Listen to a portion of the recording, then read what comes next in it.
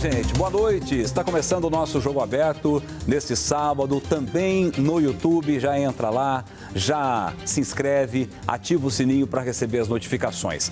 Eu vou repercutir ainda aqui no programa, né? Semana passada a gente trouxe o pessoal da Sociedade Rural, da FACIAP, para falar sobre os impactos do tarifaço. E hoje eu trago uma visão maior ainda, mais abrangente disso, com o Arilton Teixeira, que é o economista-chefe da Apex Partner, que cedeu o Arilson para bater esse papo com a gente aqui. Arilton, muito obrigado, boa noite para você, obrigado por aceitar o nosso convite. Fernando, muito obrigado, é sempre um prazer estar aqui, eu acho que é a segunda vez que estou aqui, né? Sempre um prazer poder conversar sobre economia e tentar aí levar um pouco mais de esclarecimento, de discussão para a população que vê falando em tarifaço, mas muitas vezes não sabe o que isso vai impactar na vida dele. 50% isso. O café e na laranja, vamos parar de exportar para os Estados Unidos. Mas e aí, você falava que o Brasil é um país fechado, né? Não exporta muito, não importa muito. Como é que é isso? Vamos lá. Então aí começa a primeira resposta. Qual o impacto agregado para a economia como um todo?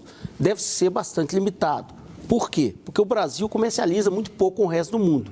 Tá certo? Então, o número aí para o ano passado foi 262, mais ou menos, 260 bilhões que nós importamos. O PIB brasileiro é 2 tri, então é muito pouco, tá? Para a gente ter impacto. A exportação é 330, 332, 33 bi que a gente exporta, é muito pequeno. Então, de novo, o país é um país fechado. Então, devido a isso, o impacto agregado da economia como um todo vai ser limitado.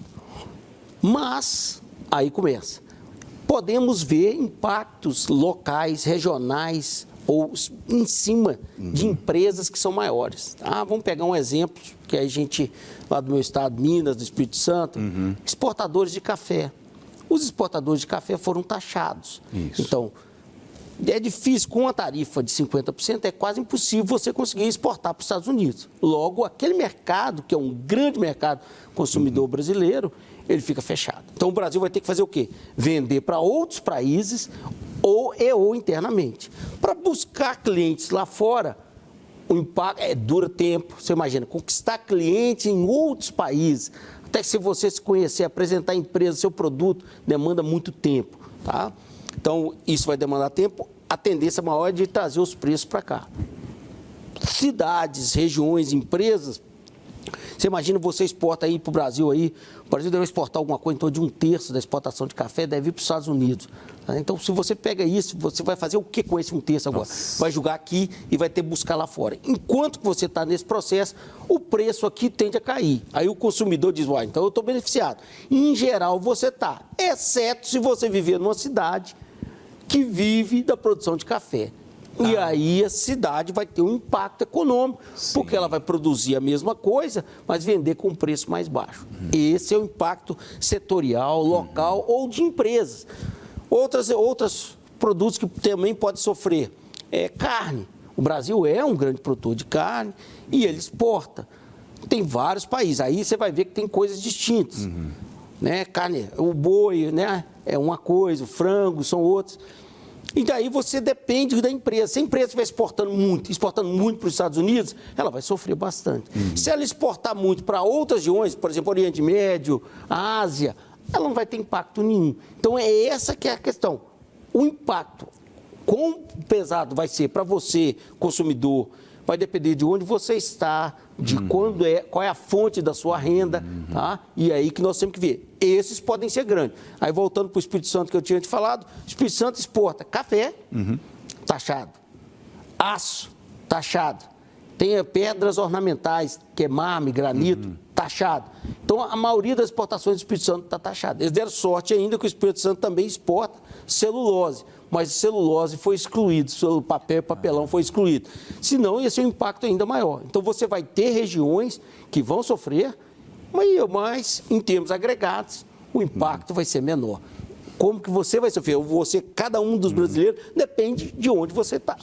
E qual é a fonte da sua renda. Se você trabalha nesse setor, você pode vir a sofrer mais. Se você não trabalha, se você não tem contato, o impacto vai ser menor. E algumas pessoas podem até falar, eu estou bem, porque o preço do café que estava caro, bastante caro, caiu. Então, isso aí nós vamos ter que ver como que vai ser isso em casos separados. Perfeito. Okay? Agora, você falou que o Brasil é um país ainda fechado.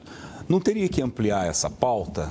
Não teríamos que exportar mais e importar mais também? Isso é bom ou é ruim? Olha, eu fico até feliz com essa disputa com os Estados Unidos, porque um indivíduo que a vida inteira pregou fechamento da economia, fazer política industrial, que é o nosso atual presidente, o senhor Lula da Silva, ele, de repente, começou a defender o livre comércio. Eu falei, ué, já valeu para alguma coisa.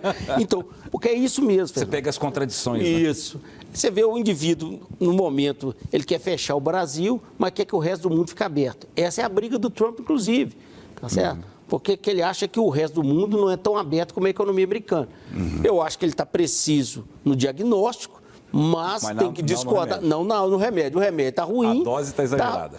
Olha, é a economia maior do planeta, mais forte, líder tecnológico, militar.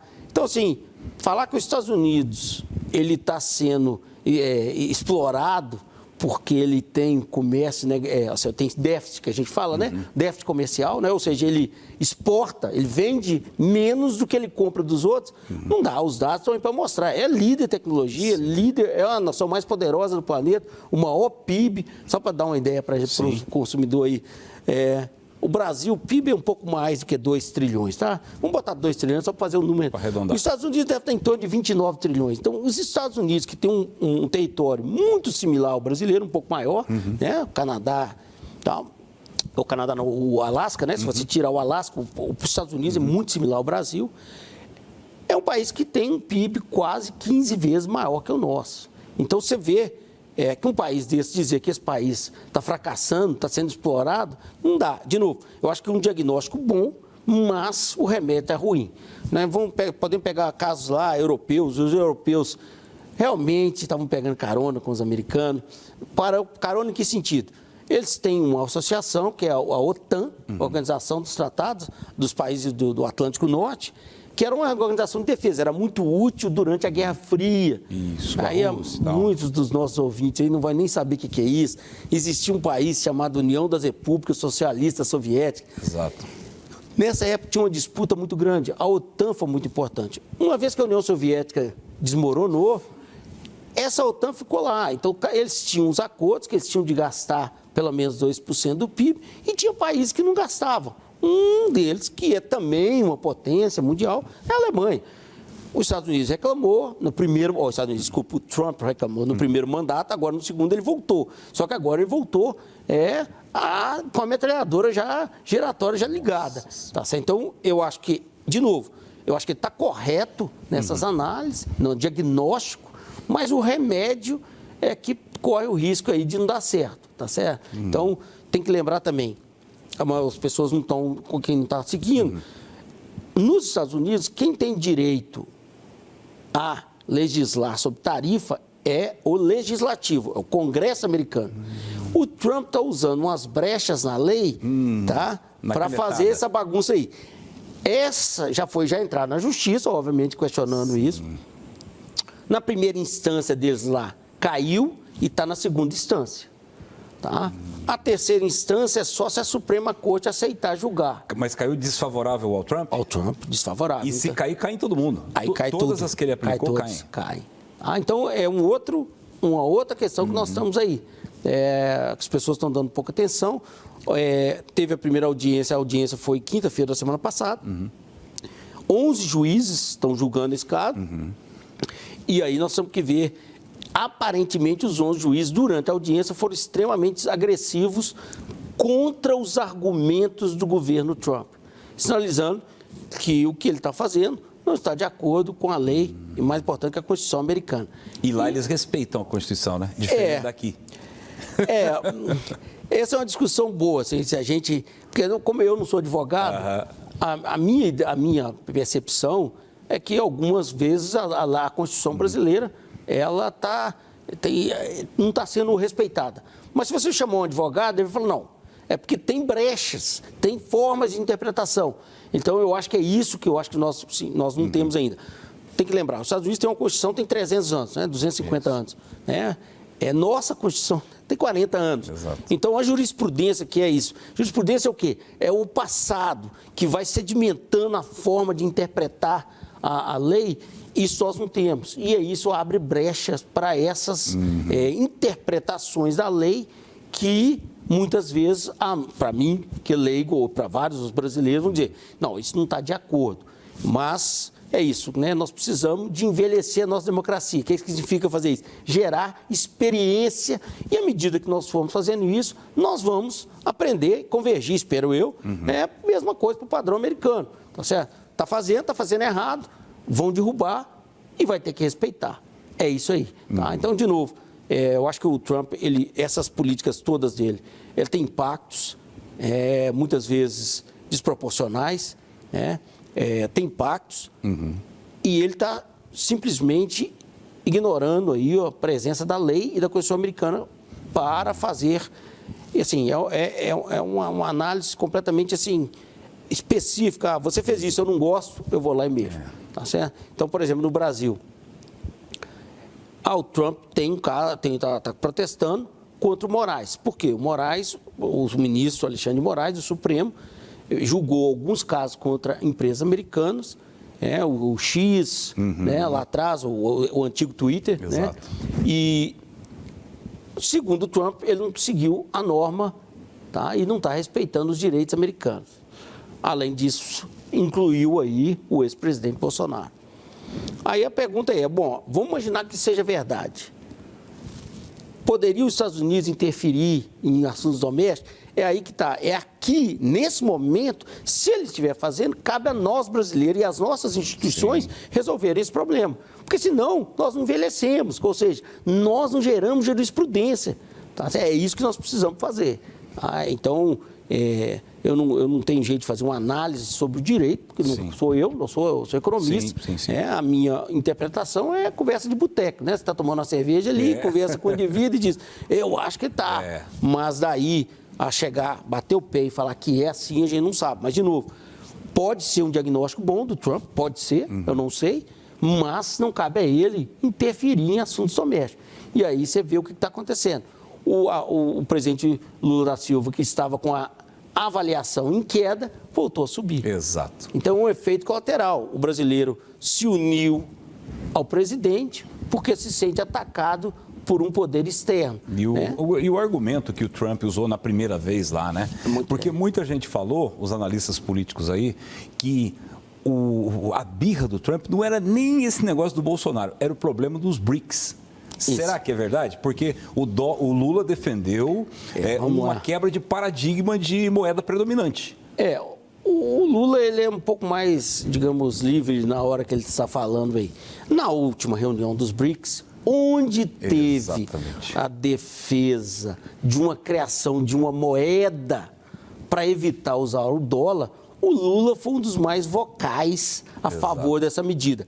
Isso aí eu acho que foi a gota d'água. E aí eles juntaram tudo e falaram... Então tá bom. A Índia, por exemplo, que foi taxada ontem 25% a mais devido a estar comprando óleo, petróleo da Rússia, no momento onde existe um bloqueio comercial contra a Rússia pela invasão da Rússia da Ucrânia, a Índia continuou comprando, o Trump foi lá e falou, você não está respeitando o bloqueio comercial e taxou também. Tá? Então, assim, a Índia, apesar disso, está sendo taxada, ela não deu apoio. Tá certo? Eles falaram que ela ia sair dos BRICS, não foi nada disso. Ela falou, não vou dar esse apoio formal a essa criação, porque eu não quero gerar mais instabilidade. Arilton, e a gente não vê nem a China, que seria ali alguém que está não está à altura, mas está mais próximo dos Estados Unidos em termos de potência. A China nunca defendeu essa história de muda. Falaram lá, mas não teve nenhuma defesa explícita. Nem a Rússia. Nem vocal a favor disso. Exato. Aí, de novo, que a gente volta aqui, né? Um presidente que está com a popularidade em queda, ele estava buscando um inimigo externo. É a melhor coisa que tem. Um inimigo interno, você divide o país. É igual ele tentou falar aí que os ricos e os pobres. Toda vez que o PT quer aumentar imposto, ele diz... Põe a culpa no rico. Põe no rico. Eu vou falar uma coisa para vocês. Não existe imposto que vai recair, particularmente imposto indireto, como eles estão usando, sobre pobre. Isso vai recair cedo ou tarde nas cacundas, como se diz lá em Minas, na cacunda dos pobres. Então é o seguinte, é uma inverdade aquela análise, tá certo? Foi superficial, mas veja só, ali você vê, você cria um inimigo, você divide o país. Um inimigo externo, ele é muito melhor. Porque ele une o país inteiro. Exato. É o que ele está usando hoje. Arilton, daqui a pouco nós vamos falar dos nossos negócios, das nossas questões internas também. Inflação, taxa de juros, investimentos e muito mais. Daqui a pouco, depois do intervalo aqui no Jogo Aberto. Já voltamos.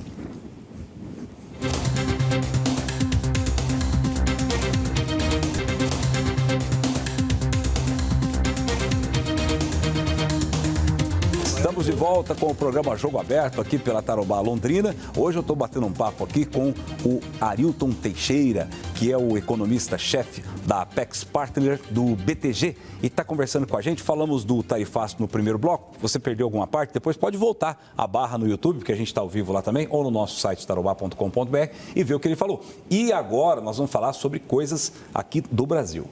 Impactos na nossa economia aqui. Arilton, na semana passada, o Copom deixou lá em 15% a taxa Selic, né? Isso é um sinal de que a inflação está controlada ou não? Vamos lá. O que o Copom se manifestou de forma, eu acho que, vou dar um passo atrás. Existia, inclusive, de minha parte, algum receio aí sobre a possibilidade do Banco Central sobre a gestão do Galípolo ser menos conservador do que sobre o Roberto Campos Neto. Pelo contrário, até o momento, está mantendo. Parece que é o Roberto Campos Neto que está lá. Isso, foi bastante sóbrio. É o seguinte, é o Roberto Campos que está lá, só que não tem as críticas e as brigas diárias do presidente da República. Aliás, no programa que você veio da outra vez, você falou isso. Que o Lula falava a curva de juros fazia isso. O juros subir. Você falou isso no outro programa. Vamos lá. Olha só, a inflação está alta? Tá. A culpa é do Banco Central? Não. A culpa é da presidência da República, do Executivo, que gasta muito. É do Legislativo que autoriza esses gastos. Exato. Então, esse é o principal problema que nós temos hoje. O excesso e o crescimento dos gastos muito além da economia. Isso está fazendo com que, bom, a ideia é o seguinte, se os gastos são muito fortes, você está gerando excesso de demanda, você vai pressionar, tá? Então, vamos dar um exemplo aí. Já estão falando que o governo vai dar crédito extra para as empresas que sofreram com o tarifaço. Aí muitos vão dizer assim, parece uma boa ideia, os caras estão sofrendo e tal. Vai ajudar e tal. Pode até parecer, a intuição é boa. Só que, na prática, quando você abre isso, quem tem mais pressão política, o grupo de interesse, é que vai levar. Não necessariamente quem precisa. É quem precisa. Primeiro. Segundo, você começa um programa desse, é fácil. Parar, você não consegue. Então, isso terceiro, se nós já estamos com problema de excesso de demanda, programas desse tipo vão incentivar, vão aumentar, incrementar ainda mais esse problema. Então, eu diria, olha, parece uma boa ideia, mas tem um filósofo grego, o que é que ele falou?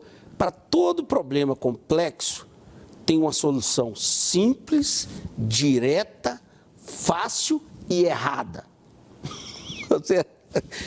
É isso. Parece então, que é fácil, né? Mas chega lá, dá tudo errado. É um programa complicado. Então, está sendo aí voltando à inflação, nesses momentos, a melhor coisa que o governo faz é não dar mais crédito numa economia que já está superaquecida. E isso é um pressuposto, né? Nós não estamos inventando a roda. Não estamos inventando. Mas voltando ao Banco Central, o Banco Central segurou os juros. Por quê? Os juros estão muito elevados. 15% é muito alto. Por que o Banco Central está segurando? Primeiro, tem todas essas incertezas aí, que uma delas, inclusive, nós já discutimos, que é a questão das tarifas. Tá? Mas tem incertezas internas. Essa dívida nossa está crescendo muito. A dívida nossa já é alta e ela está crescendo. O que isso vai gerar? Por que dívida? Por que dívida tem a ver com inflação? Dívida é o governo, ele te dá um título e pega seu dinheiro. Então, o governo gasta, você não gasta. Só que essa dívida, tem que tomar cuidado, porque o cara começa a olhar e fala, peraí, esse cara não vai me pagar, não. É o famoso abacaxi, não é isso? Esse cara não vai me pagar. O que você vai querer fazer? Se livrar dessa dívida. Quando todo mundo quer fazer isso, tem um efeito que as pessoas não entendem. Quando todo mundo quer vender título, o preço desse título ele cai. Significa que os juros sobem. Tá certo? E aí é o problema que nós podemos ter. Então, tem vários riscos. No comitê, no Copom, eles falam isso tanto no comunicado como na minuta que foi liberado, estressando que essa combinação de incerteza externa e fraqueza, que a gente chama de risco fiscal, ou seja, a possibilidade do governo quebrar, tá certo? E o risco fiscal combinado, isso pode ter efeitos muito grandes. Voltando, o Banco Central tem que segurar os juros, porque, embora seja alta, a inflação não está caindo. Não está caindo por quê? Gastos excessivos, programas para fiscais, créditos, incentivos, e aí ele não cai. Qual o problema disso? Um juros de 15%, vamos fazer as contas difíceis. Imagina bem, em 3 anos, se você pensar em linear, que não é, o juro é composto, Sim. é 45%, tá certo? Pensando linear para um juro simples, não é. Então, assim, dá mais de 50%. Pode pôr mais 50%. Então, isso é o que o governo paga. O setor privado paga muito mais do que isso. E aí você vê o que acontece com as empresas. Se uma empresa pegou um empréstimo, quando o juros estava lá, 6,5%, 7%, 8%, 9%, e hoje está em 15%. Hoje está em 15%, essa empresa pode começar a sofrer. É onde nós estamos vendo. A empresa pode começar a ter problemas no futuro. A gente, quando faz os investimentos lá na Apex, lá dos nossos clientes, o crédito privado, ele é um bom investidor, é um bom local para se investir, tem bons retornos, mas a gente fica olhando continuamente esse tipo de movimento. Quem está dentro lá desse fundo. Por quê? Porque pode sofrer. Se sofrer, o nosso retorno cai. Então, essa é uma situação. Tem um setor que é clássico para isso, o setor de construção civil. Particularmente, quem constrói casas para o pessoal que precisa de empréstimo para comprar. O pessoal de alta renda compra, tira do bolso e vai lá e carga. Tá certo? Na verdade, esse cara, ele até compra mais quando tem momentos de crise, que ele fica com incerteza, ele compra imóvel, por quê? Para garantir. Para se garantir. O imóvel tem risco de liquidez. Se eu precisar de vender, eu não consigo, mas Está lá. está lá. Então, o alta renda não tem, mas o baixa renda, ele começa a sofrer. 15% de juros, quanto que está os juros na ponta lá para o cara tomar emprestado? 10%, 12%. Não tem jeito, uma casa não se valoriza nesse valor, nessa velocidade. E aí, obviamente, o indivíduo fica com restrição, com receio de fazer essa aquisição, a demanda cai. Então, o setor de construção civil é um setor também que tende a vir a sofrer se o juros se mantiver. A ideia do Banco Central é o seguinte, eu vou segurar, a inflação está alta, eu vou esperar, porque está muito alto, eu acho que vai fazer efeito na frente. E é isso que foi feito. Como o juros está muito alto, eu acho que foi muito conservador, foi prudente, tá certo? E sinalizou, falou, olha, está muito alto, eu sei, mas vou segurar um pouco. Vou segurar. E se precisar, vou ter que aumentar mais. Foi essa a mensagem? Tá? Que ele diz o seguinte, eu não estou comprometido com nada. Eu estou comprometido com a meta de inflação, que é 3%. E a inflação depende de todas essas variáveis. Todas essas variáveis. E mais aí no meio, né, tem alguns molhos aí, né? Por exemplo, intempéries climáticas, preço do petróleo, guerras, que às vezes podem dar problema de demanda de petróleo. E aí influencia a energia elétrica, que agora a gente vai ter bandeira vermelha. Isso também influencia na inflação. Vamos lá. A energia elétrica, ela tem um peso altíssimo na inflação. Em geral, a pessoa fica tentando ver lá, mas é porque ela está dentro do IPCA, tem um subitem, chama habitação. Dentro da habitação, além de aluguel e outras coisas, tem uma coisa chamada energia elétrica. Esgoto, energia elétrica. Ali ela entra. E ela tem um impacto muito grande. Nós estamos entrando numa parte do ano onde as chuvas são bem menores. Então, o Brasil hoje, ele está na bandeira vermelha, tá certo? O que significa? Tem verde, que é aí a tarifa cai, amarela ela sobe um pouquinho, vermelha ela vai subindo. E isso afeta a inflação. Nós estamos entrando, nós estamos na vermelha. Isso. E nós devemos esperar, conhecendo o Brasil aí, até outubro mais ou menos, é um período onde as chuvas são menores, particularmente ali no Sudeste. E em Minas, que é meio que, o pessoal brinca que é a caixa d'água do Sudeste ali, porque tem muitas represas e tudo. Então, isso aí afeta. Tem outros. O ano passado, por exemplo, a agropecuária cresceu negativo, ou seja, ela caiu. Por quê? Por causa das... Você lembra dos eventos climáticos que nós tivemos no final de 23? Sim. Eu vim aqui um dia, eu cheguei aqui em Londrina, um dia estava 41 graus, 42 graus, sei lá, um negócio desse tipo. Muito calor. Então, era um evento climático e ele fez o quê? Reduziu a produtividade das safras de alimentos. Aí vai soja, milho e tudo. E aí, aconteceu no Brasil inteiro. Isso também afeta. Tem mais, tem um cartel, que é uma organização, um grupo de países, nesse caso, ou de empresas, que se reúne, que é a OPEP, que controla o preço. A OPEP está mais... Ela acabou de ter uma reunião aí, semana passada, ela resolveu aumentar a produção. E aí isso é interessante. Isso nos ajuda, obviamente. E por que a OPEP está fazendo isso? Durante o governo democrata, o Biden, o presidente americano, ele estava restringindo a produção de óleo e petróleo dentro dos Estados Unidos. Ele estava limitando o máximo que ele podia, aumentando regulação e tudo. A OPEP fazia o quê? Bom, já que eles não vão produzir, eu também não vou. E o preço subia. Agora entra o Trump. O Trump reverteu tudo. Corta a regulação, incentiva a produção. A OPEP, peraí, se esses caras vão produzir, o preço vai cair. Se vai cair, vão cair de qualquer jeito. E aí eles estão aumentando a produção. Exato. Tá? Então, é um benefício. Tem outros fatores internacionais. Crescimento americano. O pessoal fala, o crescimento americano afeta no preço do petróleo. Tá certo? O preço do petróleo afeta a gente aqui. Então, tem várias coisas. Tudo isso combinado, tá? No momento, a nossa preocupação maior continua sendo muito interna ainda. Tá? É a questão fiscal.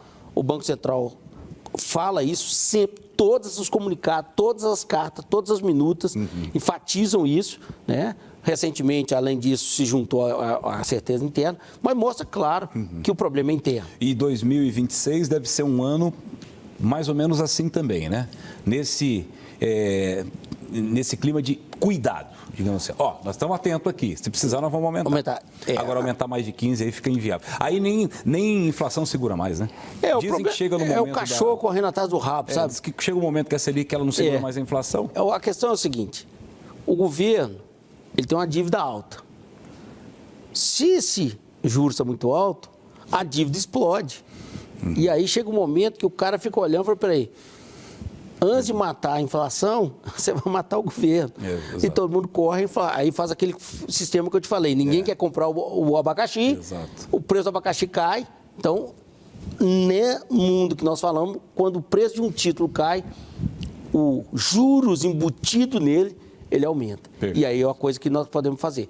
Nós não estamos lá ainda, né? O ano que vem é um problema sério, o mercado vai se... prestando atenção, vai se concentrando, gerando expectativa sobre isso, porque nós temos que lembrar, o ano que vem tem eleição para presidente. Governadores, Senado e tudo. Se o nosso atual presidente gastou tanto desde o primeiro ano, imagina o que ele vai acontecer no ano de eleição. Essa é a preocupação que a gente tem e, obviamente, embora não esteja ainda nas atas do Copom, eu tenho certeza que em breve essa preocupação vai começar a subir na superfície. Arilton, quero te agradecer muito. Infelizmente, nosso tempo terminou. Tinha outras perguntas, mas não vai dar tempo. Fica para um próximo programa que você virá aqui, com certeza. Obrigado pela tua presença aqui mais uma vez e até uma próxima, Arilton. Eu que agradeço aí, estarei aqui com certeza. É só chamar, é um prazer participar. Muito obrigado. Arilton Teixeira falando conosco no Jogo Aberto, que volta na semana que vem com outro convidado. Muito obrigado pela audiência e até lá. Tchau.